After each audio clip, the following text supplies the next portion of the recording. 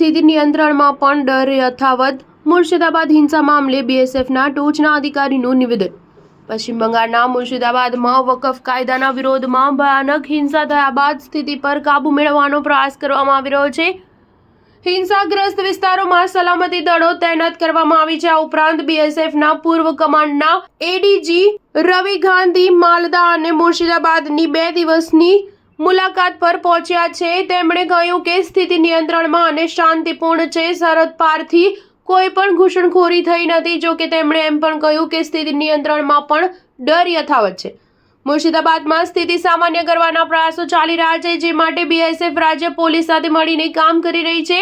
ADG રવિ ગાંધીએ શમશેરગંજ police સ્ટેશનમાં police અને બીએસએફ અધિકારીઓ સાથે બેઠક કરી હતી. બેઠક બાદ તેમણે કહ્યું કે હાલ મુર્શિદાબાદમાં બીએસએફની 9 કંપનીઓ તૈનાત છે. હવે સ્થિતિ નિયંત્રણમાં છે, પરંતુ ડર તો છે.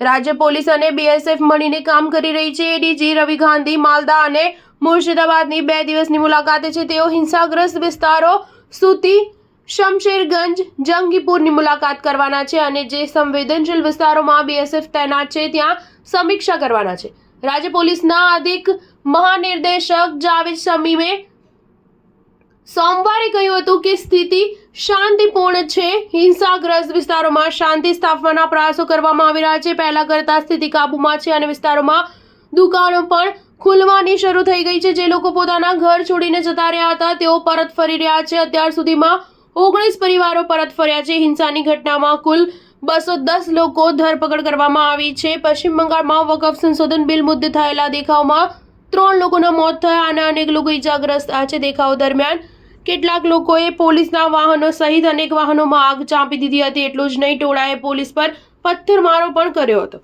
સ્ટાર ન્યૂઝ 7 હંમેશા સચ્ચાઈની સાથે.